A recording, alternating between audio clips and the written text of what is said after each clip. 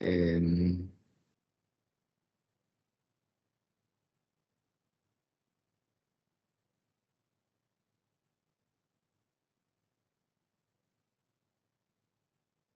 creo que por aquí, ¿no? Oiga, yo tengo una duda. ¿Sí? Es que ayer estaba explicando algo como que se dividía en aguda o crónica. Y Ajá, dependiendo de eso eran como por diferentes causas. Pero en una ajá. diapo usted dijo, esto puede ser como en la crónica, en la aguda. Y en la diapositiva decía que era crónico. ¿En Entonces, cuál? ¿Te acuerdas? Digo muchas cosas de repente, mm, Maricruz. ¿Te acuerdas ah, más o menos en cuál? mm, pues creo que es en la que está. Porque dijo, estos ¿En son esta? en aguda, ajá, y yo vi la diapositiva, no, en la que pasó, en la anterior, y decía crónica. Entonces yo dije, entonces, no, en la anterior, ¿En esta? ah, no, en la, es que ya no sé si es en la anterior o es la que, pero es como un En diagramita. esta. Creo que sí Este fue es como ahí. que este es el algoritmo. Ajá. Este, la verdad es que no me acuerdo. O en esta. Sí fue en esa, justo porque ahí dice crónico, y usted había dicho que era agudo. Pero específicamente, ¿te acuerdas qué dije? No, específicamente no, solo me acuerdo que dijo, estos son en agudo, y yo leí la diapositiva y decía crónico. Y como que ayer Mm, no sé si era su internet o el mío, pero estaba explicando y se quedaba pausado en la diapositiva del caso clínico. Bueno, no sé si fue la única, pero como que iba un poco desfasado. Entonces yo creo que debe haber solamente, sido la conexión.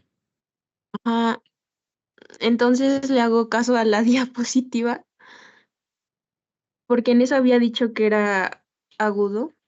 Y le digo que yo leí la diapo y decía crónico. Pero me hubieras dicho en ese momento para ver o rectificar. Porque luego cuando Es que fue como que ahora. empiezo a hablar mucho y empiezo a hablar de más o me desplayo hablando. Entonces, sí, cuando notes eso, pues haz, digamos, la aclaración en el momento para que yo lo pueda, pues, corregir o interpretar o darles a entender lo que quiero decir. Es Porque, que yo, ajá, ajá, es que yo anoté, pero le digo que no sé si esté bien. Anoté que se clasifica en aguda y crónica. Y en crónica anoté que podía ser por hiperparatiroidismo o tumores pardos. Algo así eh, anoté. Pues sí, es en agudo. Y en no, aguda anoté que podía ser por alimentación o radioterapia. Pues al revés. sí, no, no, los Al tumores revés. pardos generalmente se dan justamente por una hiperfosfatemia crónica, ¿sale? O sea, esto depende mucho del tiempo de evolución y el tiempo de instauración. Generalmente los pacientes con una hiperfosfatemia crónica se adaptan a los niveles de hiperfosfatemia y entonces justamente no solo el fósforo tiene que ver, sino que también un hiperparatiroidismo sostenido por la enfermedad renal crónica. Entonces, en el contexto crónico, los tumores pardos son una de las complicaciones más comunes en pacientes con enfermedad renal crónica y sobre todo con hiperfosfatemia crónica.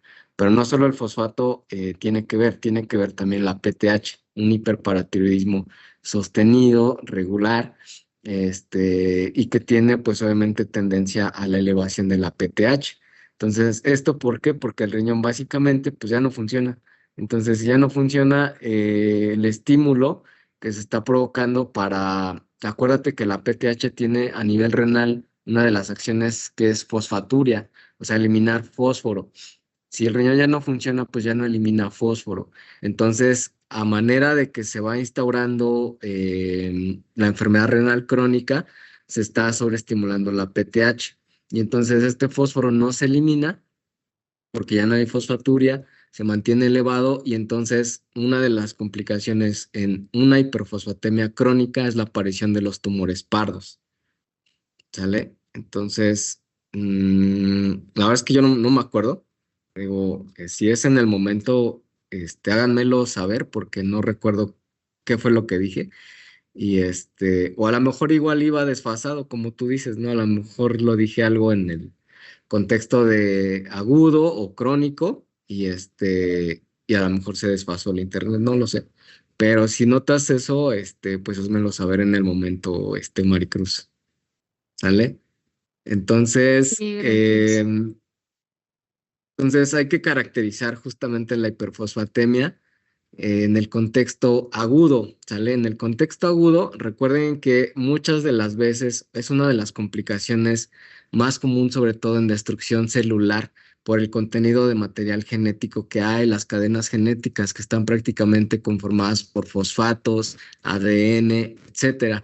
Entonces, dentro de ellas, pues está el síndrome de lisis tumoral, rabdomiólisis, hemólisis, la hipertermia, leucemia aguda, pacientes que se someten justamente a quimioterapias y que hacen una destrucción, pues básicamente celular de las células tumorales. Entonces van a despedir todos estos pues materiales genéticos, ¿no? Y sobre todo ricos en fósforo, en fosfatos.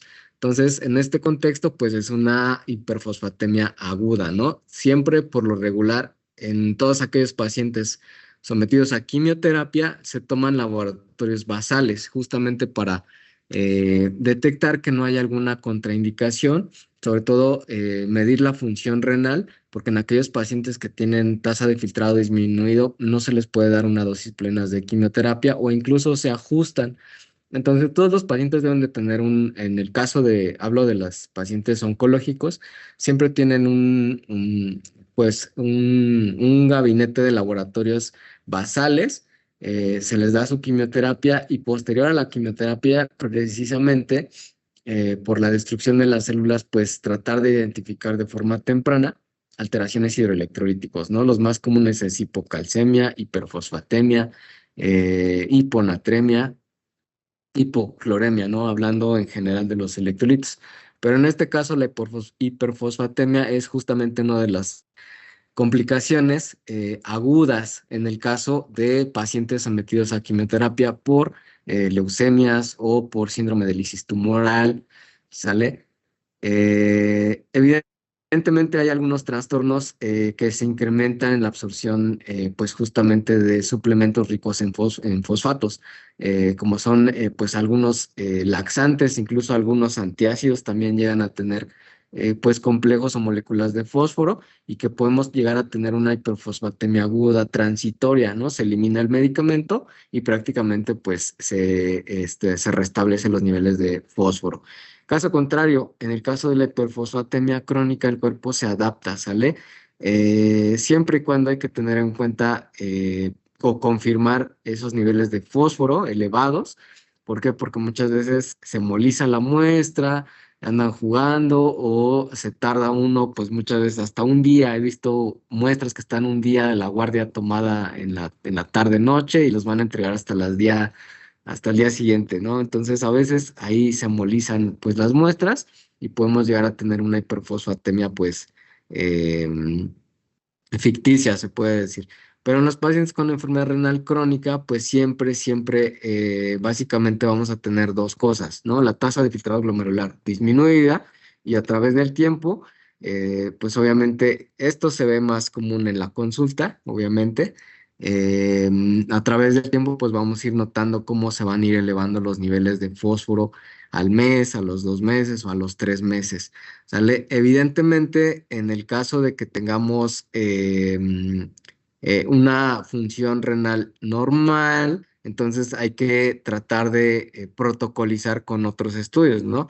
Ver el calcio, ver cómo está nuestro paciente, sobre todo en el contexto de nutrición, por medio de la albúmina, marcadores indirectos del metabolismo óseo, como la fosfatasa alcalina, la PTH, eh, pues obviamente la creatinina, la tasa de filtrado y ver justamente los niveles de vitamina D o algunos metabolitos de esta misma vitamina. Evidentemente, pues hay que tener en cuenta e investigar si nuestro paciente no fue sometido a una cirugía o incluso a radioterapia. Detectar enfermedades autoinmunes que justamente causen alteración en la secreción de la PTH. ¿Por qué? Porque si está sobreestimulada, entonces acuérdense que va a estimular pues toda la vía de lo que es la vitamina D, calcitriol, y de pues hueso e intestino. Aumenta el metabolismo de la resorción ósea, puede llegar a aumentar la absorción de calcio y a su vez pues este complejo de fosfato cálcico y pues a la larga pues tener niveles elevados también de fósforo, ¿sale? Antecedentes heredofamiliares, siempre los antecedentes heredofamiliares que cursan con algún defecto genético, pues es muy predecible, ¿no? Que yo pues pueda tener hiperfosfatemia, que a lo mejor tengo un ejemplo, no sé, un adenoma, ¿no? Genético, una neoplasia endocrina múltiple y que ese adenoma esté secretando mucha PTH y entonces pues esté estimulando, digamos, tanto la reabsorción a nivel intestinal como la resorción ósea para justamente, pues, movilizar, absorber y movilizar este fósforo, ¿no? Que también nos puede llegar a causar una hiperfosfatemia crónica. Si no me doy cuenta, entonces a la larga, pues, tenemos estas alteraciones. Hay antecedentes, bueno, hay enfermedades que cursan justamente con hipoparatiroidismo, tratando de compensar, ¿no? Esta falta de PTH con otros estímulos, justamente como por ejemplo el aumento de la síntesis de la vitamina D para tratar de pues estimular ya sea la absorción a nivel intestinal o incluso disminuir la excreción de fósforo a nivel renal. Son trastornos muy raros, son endocrinopatías muy raras que les digo, o sea, si están descritas es porque existen. Generalmente en nefrología pues no vemos esto, es más común en endocrino, en donde se llegan a detectar estos trastornos. ¿Sale? Como les decía, los antecedentes familiares, pacientes que tienen pues calcinosis a nivel renal, no es lo mismo una litiasis renal que una calcinosis, ¿no? Generalmente la calcinosis son depósitos justamente de calcio que tienen alguna alteración en cotransportadores y que justo para tener depósitos que aparentemente litos, pero exclusivamente de calcio, son calcificaciones. Hay pacientes que adoptan toda la forma de lo que es el cálice renal exclusivamente de calcio, ¿sale? Es muy raro, la verdad es que igual yo solamente he visto un paciente con esta calcinosis y fue justamente en una radiografía donde se le tomó y estaba prácticamente todo el cálice pues calcificado, ¿no? Entonces lo mandamos a genética, obviamente, y pues obviamente como no era un trastorno exclusivamente renal, tenía otras alteraciones pues endócrinas, pues se lo quedó prácticamente endocrino, ¿por qué? Pues igual prácticamente la función renal estaba pues conservada, pero con toda esta apariencia de calcificación del cálice renal. ¿Sale? La hipofosfatasia también, realmente son trastornos que van de la mano de endocrinopatías, ¿no? Como por ejemplo la osteomalacia, perdón, pacientes con depósito pues alterado de calcio y esto también tiene que ver con la PTH. Entonces, en la mayoría de los casos son endocrinopatías en donde si la tasa de filtrado glomerular es normal, pues prácticamente nefro no los ve, ¿sale? En caso de que tenga deterioro, bueno, pues entonces sí podemos hacer ahí nosotros una intervención. ¿Sale? Siempre hay que tener en cuenta los reguladores, en este caso del fósforo, ¿no? Medir el calcio, medir la PTH y algunos metabolitos de la vitamina D3, ¿sale? Entonces, obviamente, pues esto para hacer un diagnóstico integral es un algoritmo. Obviamente, pues a nivel pregrado, pues generalmente o muchas veces, pues no les toca a ustedes, nosotros si es en el contexto renal, pues nosotros lo abordamos. Un paciente con enfermedad renal crónica, pues va a tener alteración del calcio y de la PTH. Evidentemente, si no hay alteración a nivel renal, pues por lo regular son trastornos endocrinos exclusivamente de las glándulas, ¿no? En este caso, de las paratiroides. Entonces, dependiendo de los niveles, vamos a tratar de hacer pues una sospecha diagnóstica, ¿no? Como en este caso, si el calcio es normal o ligeramente bajo, entonces medimos la PTH. Si está baja, pues estamos hablando de que pudiera tratarse de un hipoparatiroidismo. O si está alta, entonces podemos llegar a encontrarnos un pseudo hipoparatiroidismo, ¿no? Generalmente, pues no es lógico que con una PTH alta tengamos pues calcio bajo, ¿no? Sería algo pues algo contrario, porque la PTH, acuérdense que estimula la absorción de calcio a nivel intestinal. Entonces, PTH baja y un calcio normal o ligeramente bajo, pues como que no estamos realmente, es algo ilógico, pues. Entonces, en ese contexto puede ser un hipoparatirismo pues ficticio, ¿no? Entonces hay que ver si no está con algunos medicamentos, si no está con algo que esté alterando el metabolismo de la PTH. En el caso de que el calcio esté elevado, entonces tendríamos que ver justamente la excreción de calcio, ¿no? Ver si no estamos ante una hipercalciuria, medir PTH y valorar si está baja, o ligeramente baja o normal. Entonces, pues tendríamos que medir todos los metabolitos, o bueno, los dos metabolitos más importantes de la vitamina D como tal, el 1,25 hidroxivitamina D. Y si está alto, entonces hay que justamente diferenciar de enfermedades por depósito, como la sarcoidosis, la tuberculosis y algunos linfomas. Mutaciones de este gen, ¿no? Que justamente pues captan de cierta forma exagerada la vitamina D y podemos llegar a tener pues el metabolismo pues alterado, ¿no?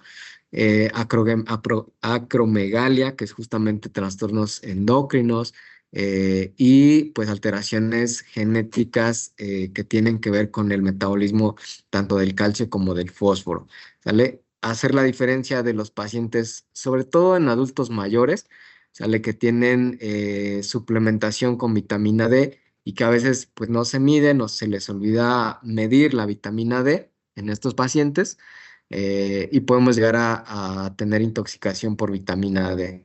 Y en el caso contrario, que no tenga que ver nada la PTH, evidentemente, pues hay que buscar trastornos tumorales, ¿no? Mieloma múltiple, metástasis, hiperparatiroidismo por un adenoma o un carcinoma en las paratiroides, medicamentos, sobre todo el uso de diuréticos como las tiazidas, ¿no? La alteración, en este caso, por la ingesta alta de calcio o alguna intoxicación por alguna otra vitamina.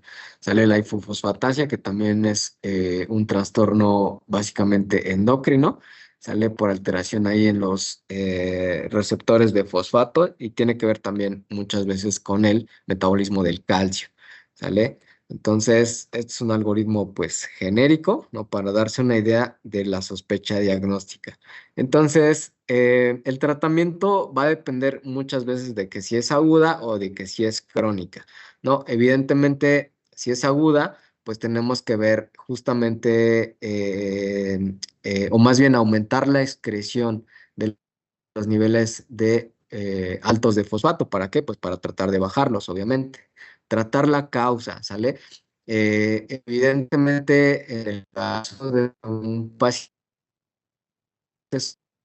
sometido a quimioterapia aguda, ¿no? De los pacientes oncológicos sometidos a quimioterapias, pues en ellos, de hecho, antes de la quimioterapia se hiperhidrata justamente para tratar de expandir el volumen, que nuestro paciente esté bien hidratado y de esa forma tratar de estimular la uresis.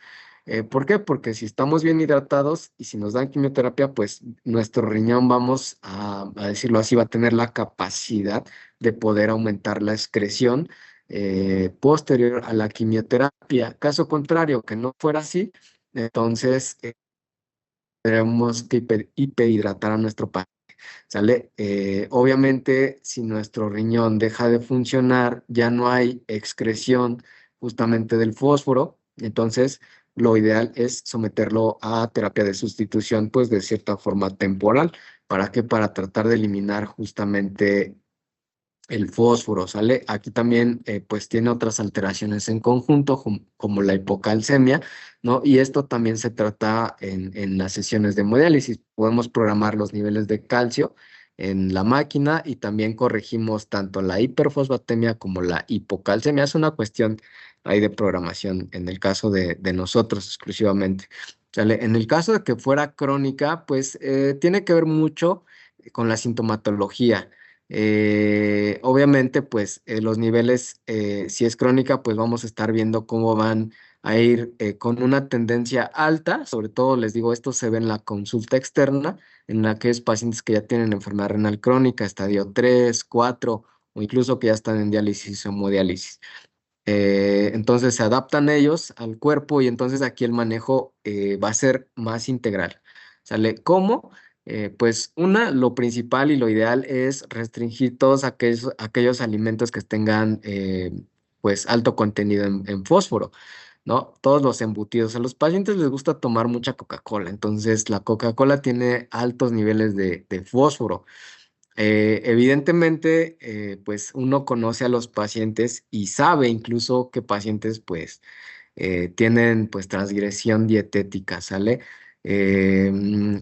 Por más muchas veces que se les hace hincapié en restricción de estos alimentos, pues realmente les cuesta mucho a nuestros pacientes.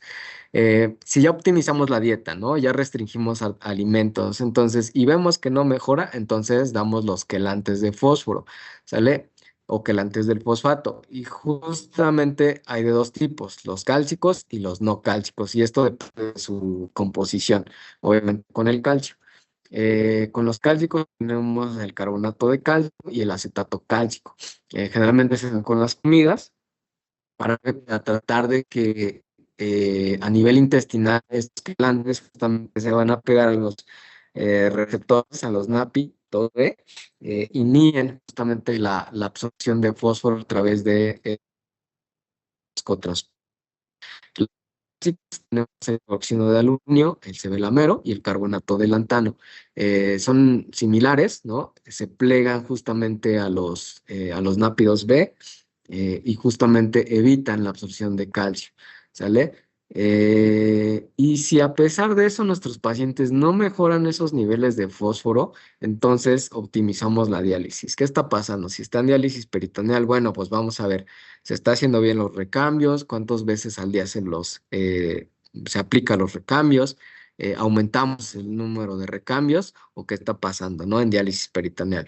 En el caso de hemodiálisis, bueno, vamos a ver primero la frecuencia con la que se están haciendo la diálisis, bueno, hemodiálisis en este caso, pero hay pacientes que se hacen una o dos veces por semana y muchas veces o son de lejos, llegan a la clínica y solamente se hacen 2 horas. Eso no es lo ideal es que mínimo se dé una sesión de 3 horas, 4 horas, lo mejor, y por lo menos 3 veces por semana. Dependiendo la modalidad que tengan, pues justamente se puede optimizar pues estas dos modalidades, diálisis peritoneal o hemodiálisis, ¿sale?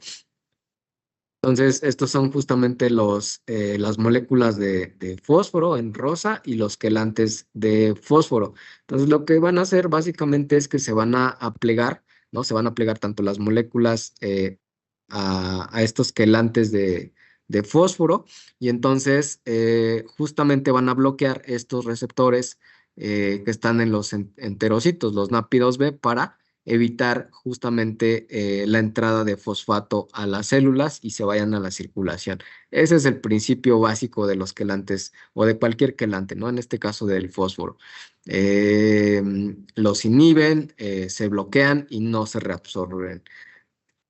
Esta es una tabla que también no les voy a preguntar nada de aquí, pero son básicamente todas las presentaciones de los quelantes de fósforo. Lo más común que hay en los hospitales públicos, pues es el carbonato de calcio, y si acaso a veces puede llegar a haber carbonato de cebelamero, ¿no? Pero es muy caro y evidentemente pues no lo hay en todos los hospitales.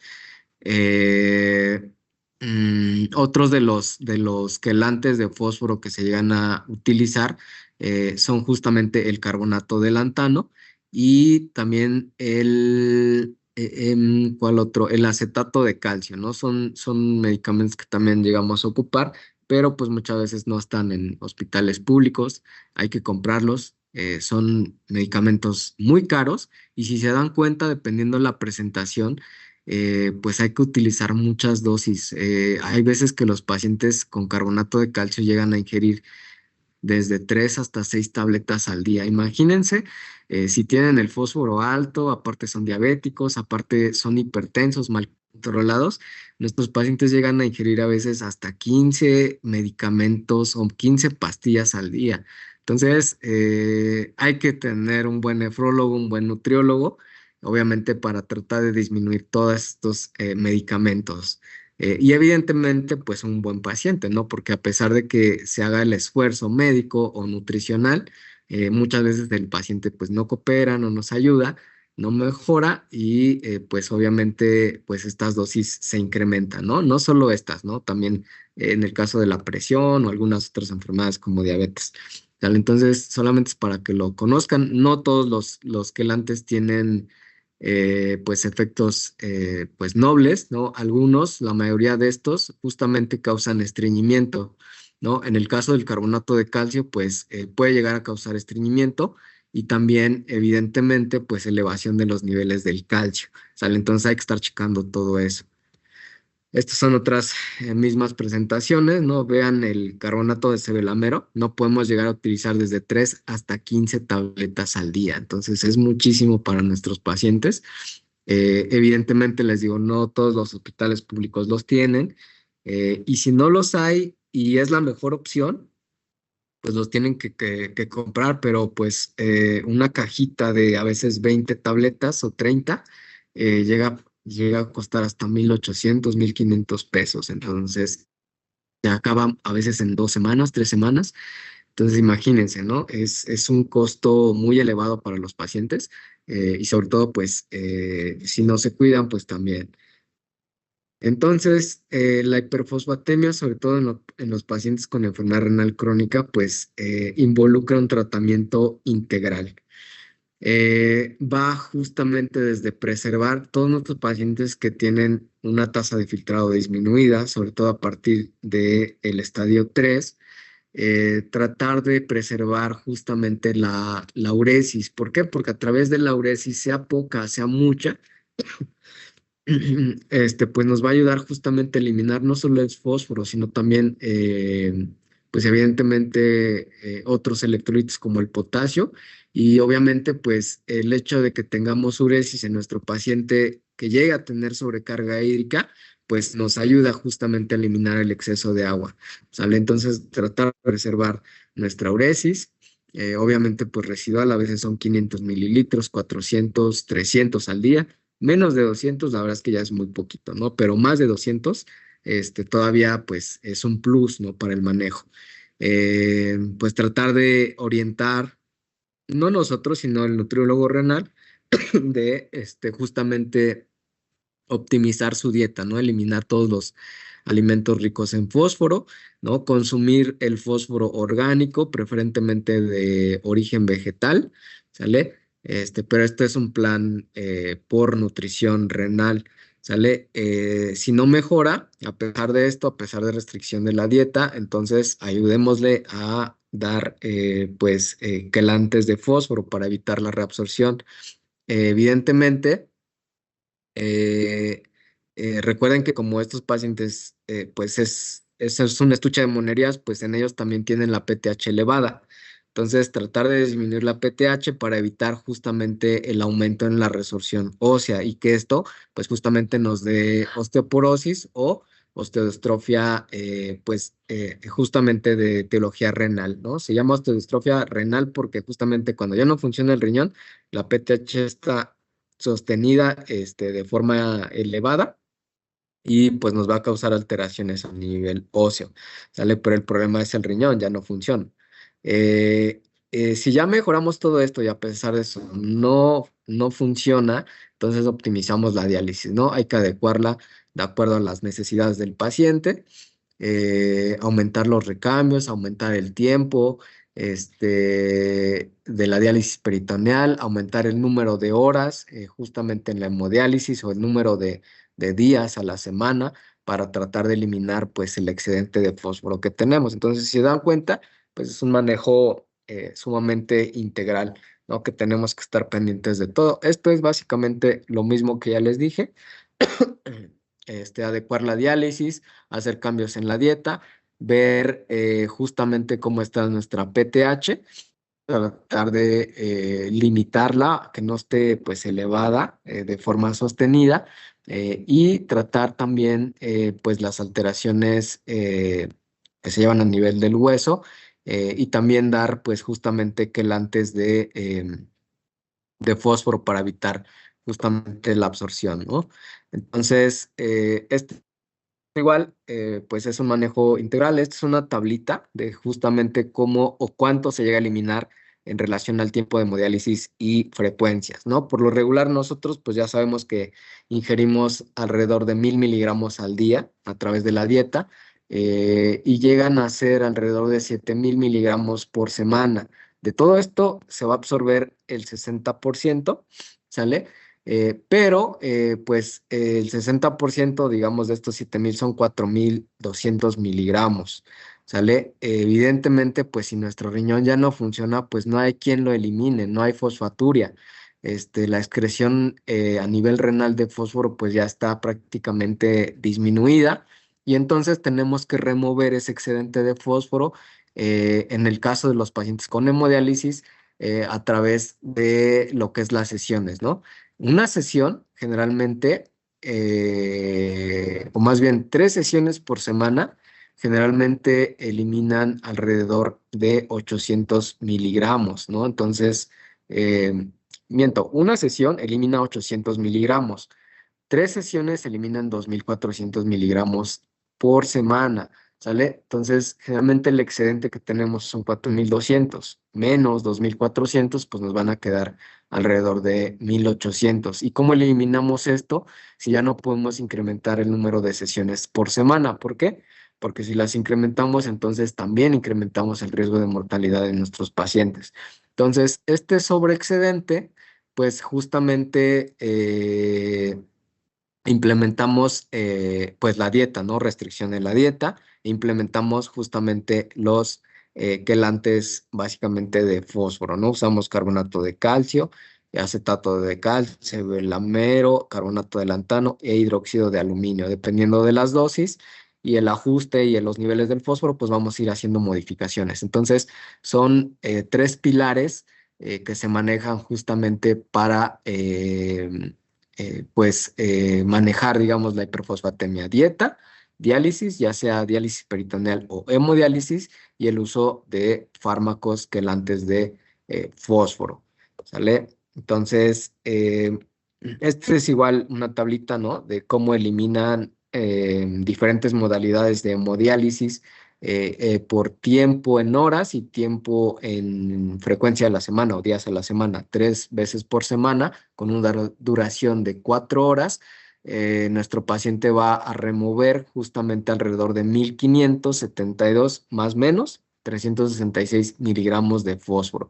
Y así nos podemos ir dependiendo de la modalidad de nuestros pacientes, ¿no? Por ejemplo, una diálisis continua ambulatoria que se hace pues, los cuatro recambios de 6 horas, que son 24 horas, va a eliminar alrededor de 2790, más o menos 1022 miligramos de fósforo. ¿Sale? En lo personal, a mí me gusta mucho la diálisis peritoneal, es más noble, es más flexible, se adapta bien al paciente y si nuestro paciente incluso trabaja, pues también los horarios los podemos adaptar. Caso contrario de una hemodiálisis, no, porque pues tiene que en primera disponer de 3 días a la semana y de esos 3 días a la semana, pues por lo menos 3 horas, ¿no? Entonces, y aparte, pues el transporte, ¿no? Viajar a donde está la unidad de hemodiálisis. Entonces, hay pacientes que les gusta, hay pacientes que no. Al contrario de la diálisis peritoneal que se puede hacer en casa, ¿no? Entonces, ya depende mucho de la adecuación y de las actividades de nuestros pacientes. Entonces, en relación justamente a algunas recomendaciones, pues en este caso, la hiperfosfatemia entra de algo que se llama enfermedad mineral y ósea, ¿sale? ¿Por qué? Porque el fósforo, pues, obviamente tiene que ver mucho con trastornos minerales y trastornos óseos por todo lo que ya vimos, ¿sale? Y sobre todo en aquellos pacientes con disminución de la tasa de filtrado glomerular a partir del estadio 3. ¿Sale? A partir del estadio 3, nuestro riñón está empezando a perder la capacidad de síntesis de calcitriol, síntesis de vitamina D, y evidentemente pues pierde el efecto de la PTH a nivel renal. Entonces, a partir del estadio 3 tenemos que estar vigilando justamente pues el fósforo, el calcio y nuestra PTH, por esto que ya les dije, ¿sale? Evidentemente, si nosotros empezamos a detectar cualquier alteración, pues tratar de bajar los niveles, sobre todo de fósforo, que es el que se empieza a elevar de forma paulatina en el estadio, a partir del estadio 3. Eh, Obviamente, pues las decisiones, todo tratamiento tiene que ser basado en la progresión de la enfermedad y sobre todo en la persistencia del fósforo, ¿no?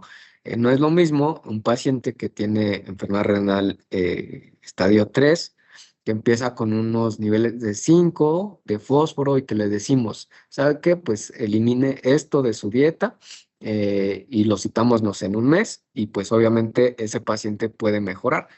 Al caso contrario de un paciente que pues ya está en un estadio 5 que prácticamente está en hemodiálisis y que muchas veces no se cuida.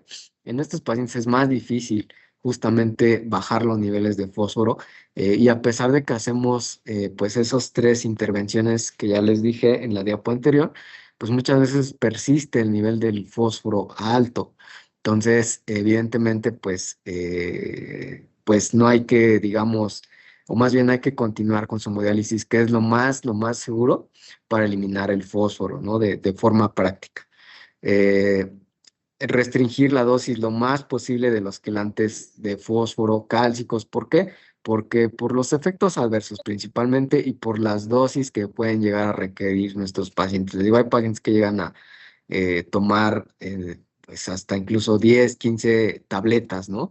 Para como quelantes de fósforo para tratar de mantener los niveles pues que no se eleven tanto, ¿no?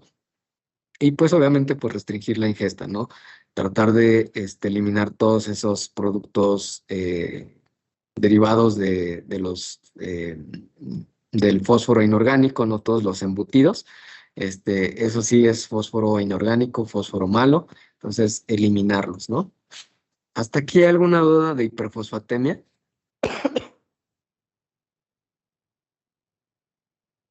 Bueno, seguimos, ¿sale? Ok, entonces ya me faltan poquitas diapos, entonces vamos a terminar con fósforo. Caso contrario, en el caso de hipofosfatemia, voy a leerles el caso clínico, pongan atención para que lo aterricen justamente a la clasificación, a la causa, al mecanismo, algunos factores que contribuyen a la hipofosfatemia. Esto es otro contexto del fosfato ferroso, que tiene que ver, pero no lo vamos a ver aquí, ¿sale? Y tratamiento. Entonces, tenemos un paciente de 50 años de edad, no tiene ningún antecedente. Él se presenta pues prácticamente a urgencias por dolor abdominal, con náuseas y vómito. Refiere ingesta de grandes cantidades de alcohol durante 9 días. Toda la semana se la pasó pachangueando, tomando, sale y llega a urgencias con este cuadro. Sale dentro de su exploración física, pues tiene taquicardia, tiene hipersensibilidad abdominal y bioquímicamente pues tiene un sodio de 133, potasio de 4,2, cloro de 81 está bajo, fósforo de 7,2 está alto, magnesio de 1,7, glucosa de 111, el pH de 7,32, la presión parcial de dióxido de carbono de 25, la PO2 o presión parcial de oxígeno de 95 y el bicarbonato de 12. Evidentemente, pues es un paciente con datos de una resaca, ¿no? Muy franca, con alteraciones bioquímicas. Entonces, de forma inicial, pues lo hiperhidratan con 4 litros de solución salina y 4 litros de solución mixta. ¿Sale? Posterior a esto, el paciente se descompensa y presenta 687 miligramos de glucosa. Entonces, evidentemente, pues se inicia tratamiento inmediato con insulina intermedia Y posterior a esto, después de 24 horas, el fósforo se detecta en 1 miligramo, ¿no? Entonces, de hiperfosfatemia le llevamos justamente a hipofosfatemia. Entonces, dentro de la hipofosfatemia, pues existen justamente diferentes grados, ¿no? Obviamente, pues se define la hipofosfatemia con niveles bajos de fósforo, menos de 2,5 miligramos. Un porcentaje muy pequeño, estos pacientes hospitalizados, del 0,2 al 2,2%, pero la mayoría hasta el 50% de los pacientes hospitalizados están en UCI. Es decir, de 10 pacientes, 5 pacientes van a presentar hipofosfatemia, ¿no? Entre el 30 y 50% de todos esos pacientes que están en UCI. Puede ser que nuestra hipofosfatemia sea leve, ¿no? Con niveles de 2 a 2,5, que sea moderada de 1 a 1,9 y que sea grave, menos de 1, ¿sale? Entonces, dependiendo de la instauración, dependiendo de las manifestaciones clínicas, pues se va a tratar de forma mediata o de forma inmediata, ¿sale? Y esto, pues la hipofosfatemia tiene que ver mucho por los diferentes mecanismos, ¿no? Son cuatro principales, ¿no? El intercambio intracelular, que básicamente tiene que ver con aquellas sustancias que promueven, pues, este recambio, ya sea de un shift celular, ya sea del espacio extra al intracelular, ¿no? Tal es el caso de justamente la administración de glucosa, ¿no? La glucosa tiene que ver con el movimiento del fósforo del espacio extra al intracelular y también la insulina, ¿vale? Es algo muy similar a de cómo se regula el potasio en la célula. Bueno, aquí pasa lo contrario, ¿no? En lugar de sacarlo, mete el fósforo del extra hacia el intracelular, ¿no? Ese es por medio del shift celular o de un intercambio del intra al extracelular, a los espacios, ¿sale? Otra, pues es justamente disminución en la absorción intestinal. No hay absorción de fósforo y esto tiene que ver, pues a veces con alteraciones intestinales, ¿no? Como un síndrome de malabsorción o aquellos pacientes que incluso cursan con alguna resección intestinal. No hay quien absorba el fósforo, entonces, por ende, pues no vamos a tener niveles normales de fósforo, al contrario, ¿no? Van a bajar. O en pacientes desnutridos, justamente también, ¿no? A pesar de que estén íntegros en los intestinos, pero pues no comen, ¿no? Sobre todo en aquellos pacientes indigentes o que toman mucho alcohol también, tiene que ver con estos niveles de fósforo bajo. El aumento en las pérdidas renales, ¿sale? Y esto tiene que ver con las alteraciones, sobre todo de tipo endocrinas, alteraciones a nivel renal tubular, ¿no? Con los cotransportadores justamente que están en los túbulos, por alteraciones de los NAPI, pues 2C, 2A, ¿sale? Que son los que están a nivel tubular y que pues son genéticos, ¿no? Algunas otras enfermedades raras, que son el riñón perdedor de fosfato, que por alteraciones también muchas veces genéticas, pueden llegar a alterar la reabsorción de fósforo y pues no se reabsorbe, ¿no? Y esto nos lleva a niveles bajos de fósforo. O síndrome de Fanconi, el síndrome de Fanconi también puede llegar a alterar pues estos niveles de fósforo. Acuérdense que el síndrome de Fanconi tira todo prácticamente. Podemos llegar a tener hiponatremia, hipocalcemia, glucosuria, hipocalemia e hipofosfatemia, también hipomagnesemia. O sea, Fanconi tira todo y es prácticamente el túbulo el que está dañado, pero en ese contexto, pues es muy rápido detectarlo, sobre todo en las primeras etapas de la vida, en los niños, o en los infantes, también en los pediátricos. Es muy rápido la instauración porque pues es un defecto genético en el adulto. Podemos llegar a tener un Fanconi y todo esto puede ser por nefrotóxicos, justamente por fármacos, ¿sale? Algunos de ellos pues pueden ser por algunos fosfatos, no fosfatos, sino por bifosfonatos, ¿sale? Entonces, estas son las causas, que es lo mismo que ya comenté, aumento en las pérdidas renales por alteraciones en la excreción urinaria de fósforo, disminución en la absorción intestinal por déficit de vitamina D. Acuérdense que la vitamina D también promueve la absorción de calcio. Y recuerden que el calcio siempre va de la mano de algunos electrolitos, como son el fósforo y también el magnesio, perdón. Entonces, si no hay vitamina D, pues no se va a absorber esos elementos, ¿no? La mala absorción intestinal o resección intestinal por cirugías, ¿no? También esto, pues, nos lleva a niveles bajos de fósforo por no haber absorción de ello, ¿no? Y la movilización, ¿no? Como son, pues, la insulina, la administración de glucosa, y algunas otras, pues alteraciones como lo que son pues la administración incluso de glucocorticoides o corticosteroides. ¿Sale? También mueven el fósforo. Entre otras, pues ya todas las endocrinopatías que ya les he estado mencionando, ¿sale?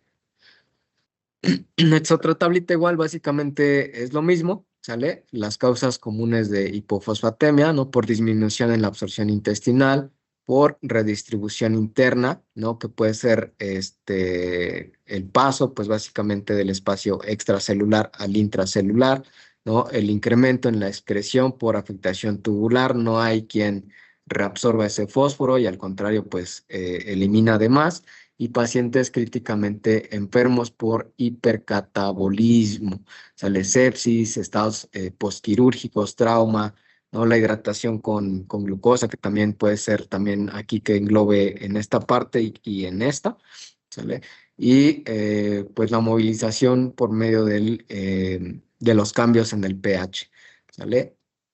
Entonces, esta es otra tablita de algunos justamente fármacos que está en amarillo, todos aquellos que promueven la entrada del fósforo a la célula, ¿no? Como ya vimos la glucosa, algunas catecolaminas, salicilatos, el paracetamol, ¿sale? En azul están quienes disminuyen la absorción de fósforo, ¿sale? Y estos pues obviamente tienen que ver los quelantes de fósforo, algunos antiácidos, algunas vitaminas como la niacina, los anticonvulsivantes, entre otras.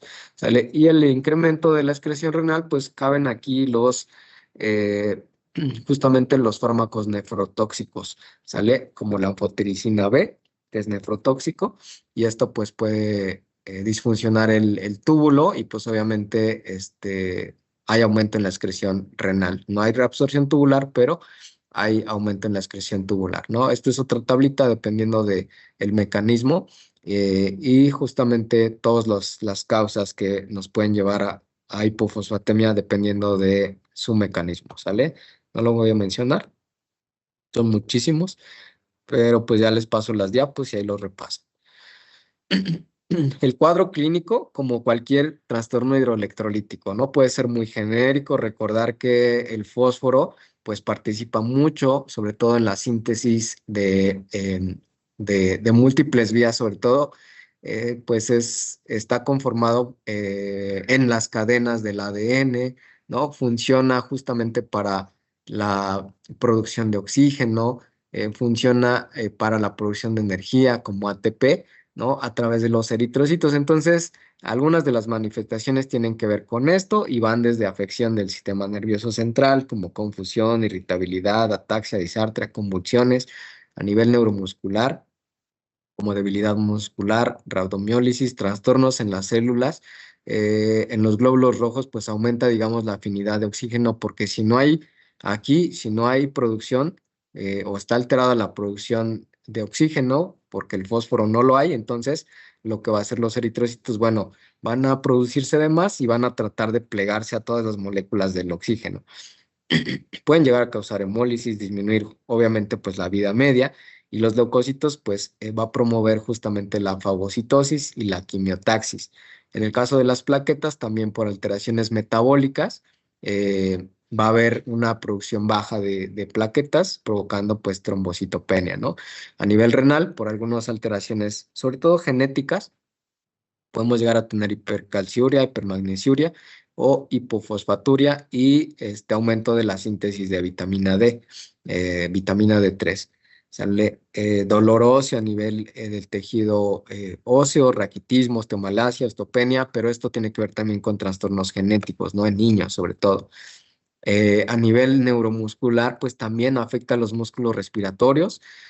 Podemos llegar a tener disminución de la contractilidad diafragmática. Evidentemente, pues el diafragma es el músculo más importante de la respiración y si no se contrae, pues podemos caer en una falla respiratoria. Evidentemente, pues causa hipoxia y paro cardíaco, ¿sale?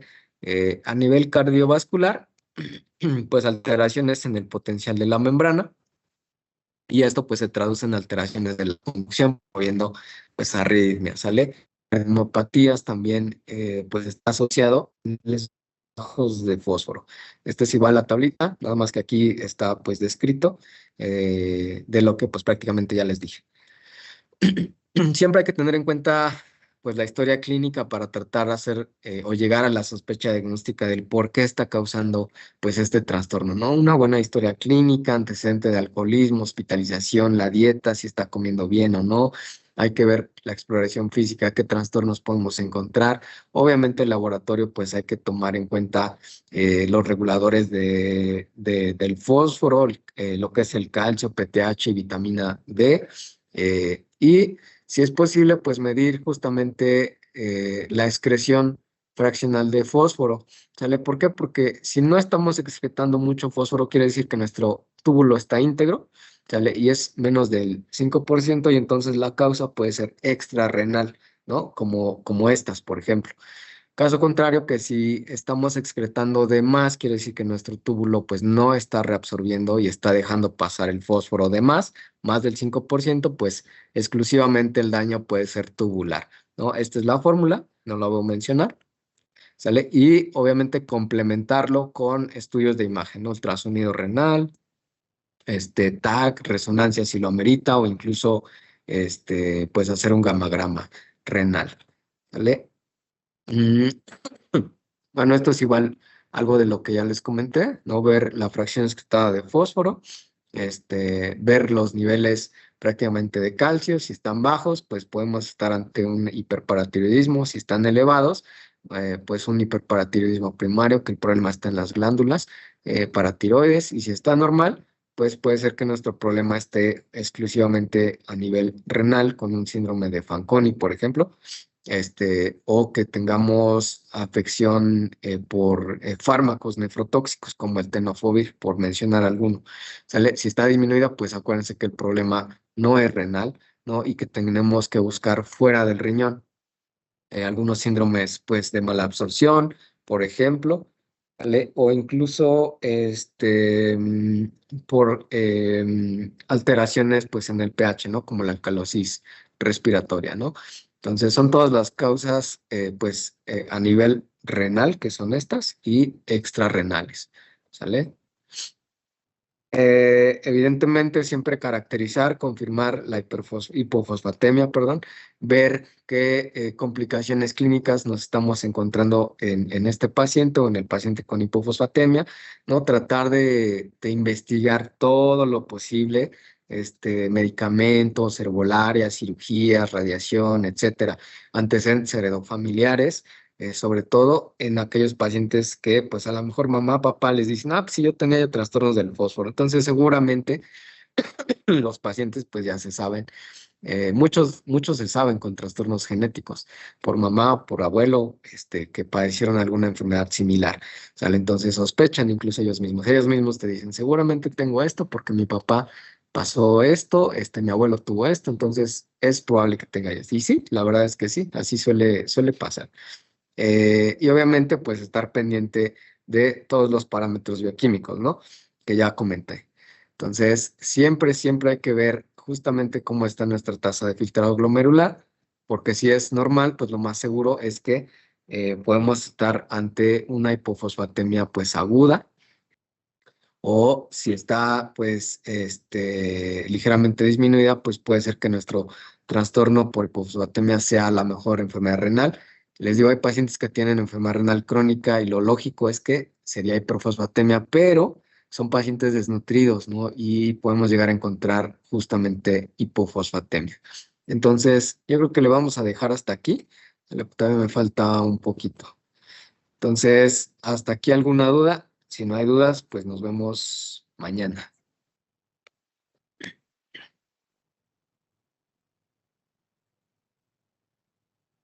No, Doc. Vale, entonces nos vemos. Gracias, Doc. Gracias, Doc. Hasta mañana.